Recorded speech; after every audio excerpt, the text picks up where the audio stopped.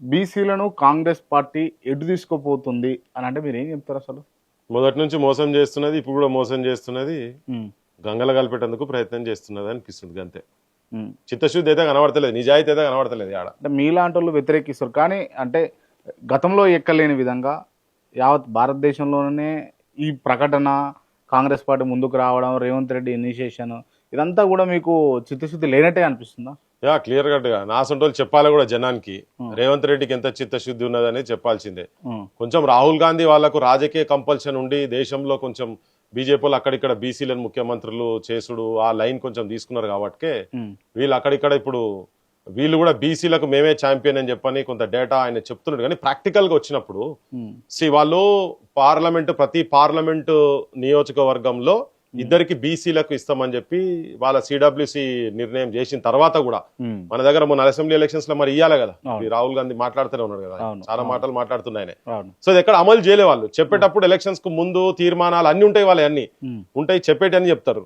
Assembly సీట్లు ప్రతి parliament కింద వాళ్ళు ఇయ్యలేదు. ఉమ్, ఇదొకటి పక్కకు పెడితే ఉమ్, రాజీవ్ గాంధీ కూడా మండల్ కమిషన్ ఇంప్లిమెంటేషన్ గురించి బిల్లు పెట్టినప్పుడు పార్లమెంట్ లో మాట్లాడే, బహుశా మీరు వినరో లేదో, జనం కూడా వినరో లేదో, వినాలి ఆయన ఏం మాట్లాడినది. ఉమ్, సో వ్యతిరేకంగానే మాట్లాడాడు. అయినా ఇలా ఒక రాజకీయ కంపల్షన్ ఉన్నది. ఇక్కడ కామారెడ్డి కాడికి వచ్చి ఓ తీర్మానం పెట్టి 42% మేము ఇస్తాము అని 6 నెలల లోపట డేటా కలెక్షన్ చేస్తాం, ఏ కులాలు ఎంతెంత ఉన్నారు, బీసీ కులాలు ఎంతెంత ఉన్నారు అనేది చేస్తామని అన్నారు. అవును. 6 నెలలు పోయింది, 8 నెలలు పోయింది, 10 నెలలు పోయింది. తర్వాత అది ఎట్లా ఫోర్ ఫ్రంట్ అది రాక ముందే ఎలక్షన్స్ పెట్టాలని చెప్పని రేవంత్ రెడ్డి ఉమ్, ప్లాన్ చేసిండు. ఇక్కడ అన్అఫీషియల్ గా అయ్యేదా సచ్చేదా అని చాలా మందితో మాట్లాడిండు. ఉమ్. సో అది అన్నాడా? ఎవరితో అన్నాడు అట్లా? కంపల్షన్ లో చాలా మందితో రాజకీయాలలో ఇక మీడియాలతో కూడా అన్నారు, భయ మీ అసంటోళ్ళతోనే అన్నారు. ఉమ్, విన్నారా? చిట్ చాట్ జరిగేటప్పుడే అయ్యేది కాదు సచ్చేది కాదు మాటలు మాట్లాడారు అవన్నీ. ఓకే, ఆయనకు నిజంగానే లోపడగా అనుకునేది ఉంటే 6 నెలల లోపల నీ క్వశ్చనర్లు తయారు చేసి అన్ని పెట్టేది ఉండే. మేము people's committee on caste census అని కొంత ఇంటెలెక్చువల్స్ కలిసి, దాంట్లో ప్రొఫెసర్ మురళీ మనోహర్ గారు ఉన్నారు, ఈవెన్ జస్టిస్ చంద్రకుమార్ గారు ఉన్నారు, ఉమ్, తర్వాత పిఎల్ విశ్వేశ్వరరావు గారు, మా సమ్మన్న, ఇసుంటోళ్ళం అందరం కొంత కూర్చొని గవర్నమెంట్ తో కూడా, ఈవెన్ బట్టి విక్రమార్క గారితో కూడా చర్చలు జరిగినాయి. అంతకు ముందు మేము కూర్చున్నాం, మాట్లాడినాం.